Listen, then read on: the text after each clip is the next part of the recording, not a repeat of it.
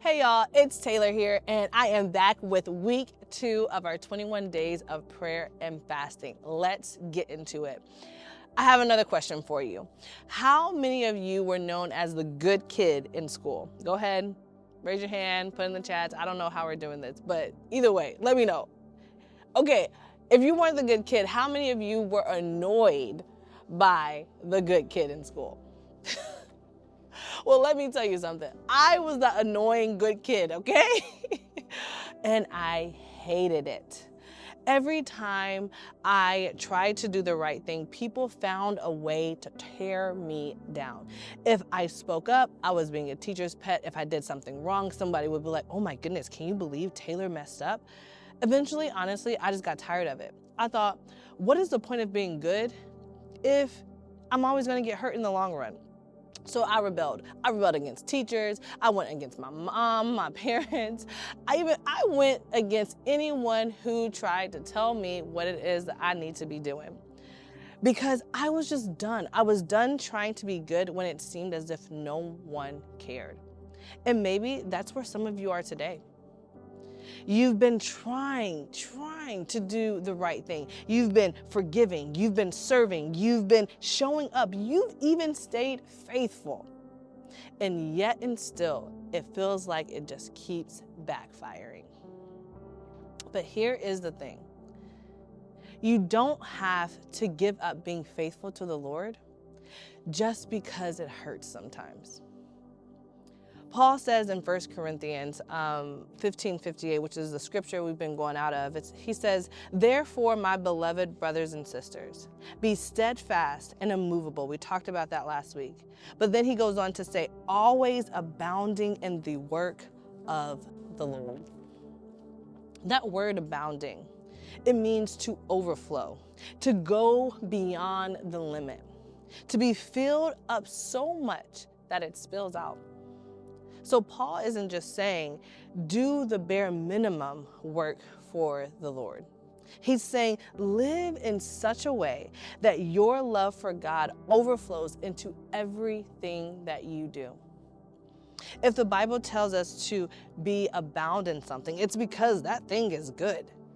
And the work of the Lord is good, even when it does not feel good. And sometimes doing what's right hurts. Sometimes serving people gets messy. But Paul is saying, don't let that stop your joy. I love the New Living Translation, and because it puts it, always work enthusiastically for the Lord. In other words, be glad about it. Be confident, smile while you serve. Have a little pep in your step, when you're talking about how good the Lord is, how he's been fulfilling all the things in your life.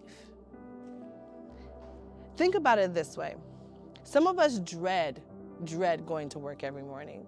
You might even be tempted to lie and call in sick because you don't want to work that day and you just want a break. But what would it look like if you woke up every morning and showed up to work with joy? If you had on your mind that today the Lord may use me to help transform somebody's life, how would you show up? What would your day look like? Maybe it could be through a kind word where you're doing this. Maybe it's a listening ear. Maybe it's just choosing peace instead of gossip. That's the work of the Lord. Your life, your everyday obedience is the work of the Lord. So guess what? We can be glad in it. So I have a question for you. Another one. What work could you be doing for the Lord this week? Maybe it's showing love when it's not easy. Maybe it's forgiving someone who you feel as if doesn't deserve it at all. Maybe it's serving at your local church here at Relevant, or giving towards something like Heart for the House to build God's kingdom. Whatever it is, don't do it out of duty. Do it out of delight. Do it because when you get to be part of what God is doing on earth, it is such a beautiful thing.